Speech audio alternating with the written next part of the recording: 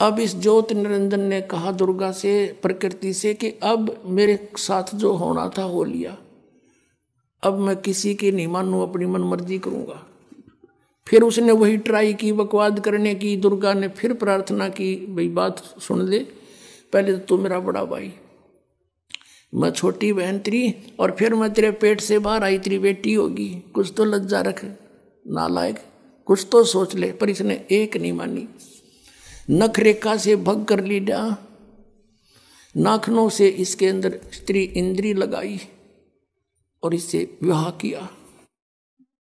3 पुत्रों की उत्पत्ति की, रजगुण ब्रह्मा, सतगुण विष्णु, तमगुण शिव जी की। अपने आत्माओं, एक बार ये दास किसी कामवश एक तहसील ऑफिस में गया हुआ था। वहाँ रजिस्ट्रियाँ होती हैं और वहाँ एक नंबरदार था। नंबरदार होते हैं वहाँ गवाही देने लिए बैठे रहते हैं, 10-20 रुपये लिया करते थे वो, कहीं दस्तखत करने होते।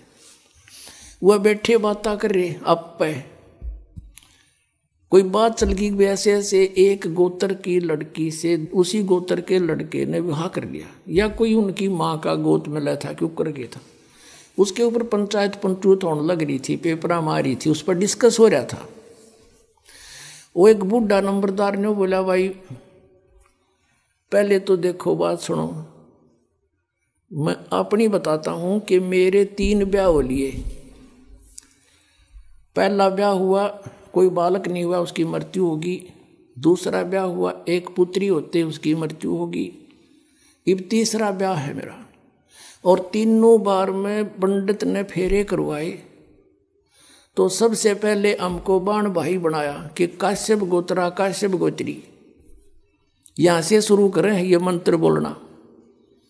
तो परमात्मा ने कहा गरीबदास जी ने कि काश्यप गोत्रा काश्यप गोत्री पंडित शाखा लाया, और कोई तत्वेता ज्ञानी जाने बाण ब्याह घर लाया। अब ये है वो काश्यप गोत्र और काश्यप गोत्री जो बाण ने ब्याह के ला रहा युग काल, और उससे हमारी उत्पत्ति हुई है।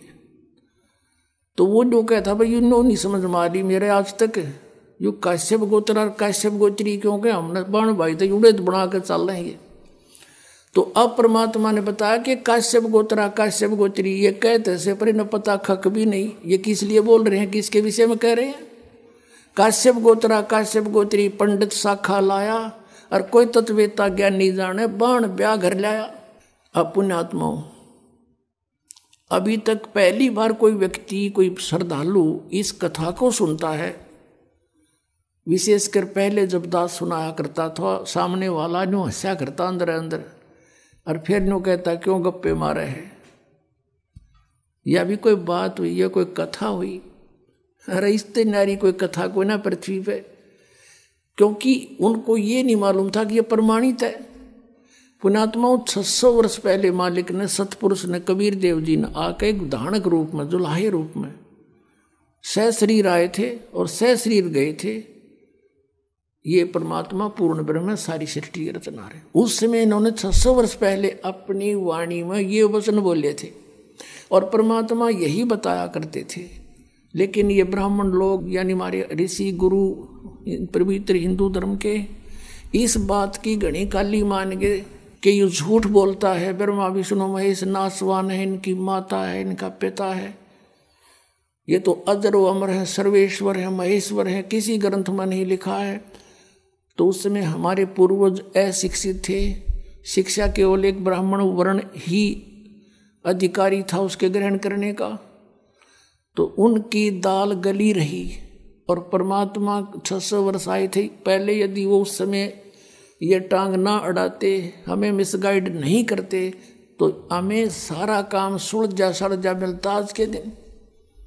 आज दास के साथ जो इतना संघर्ष चल रहा है, इतनी परिश्रम कर रहा है, 4-4 घंटे सत्संग, 5-5 घंटे सत्संग, और फिर सदग्रंथों को पढ़ना, उनको निष्कर्ष निकाल के आपके समक्ष करना, ये नहीं करना पड़ता। लेकिन उस समय इन्होंने, किसी ने परमात्मा के इस तत्व ज्ञान पर विश्वास ना किया और ना करने दिया। तो तो पुण्यात्माओं, एक बात हमारे और बढ़िया होगी कि आज हम परमात्मा को पहचान सकते हैं कि जिसको ये अशिक्षित कहा करते कबीर तो अशिक्षित है, ये क्या जाने वेदों और गीता और पुराणों के बारे में, क्योंकि वो संस्कृत भाषा में है, ये झूठा है। और उस परमात्मा ने 600 वर्ष पहले ये बता दिया था कि ब्रह्मा विष्णु महेश नासवान हैं, इनके माता पिता हैं, इनका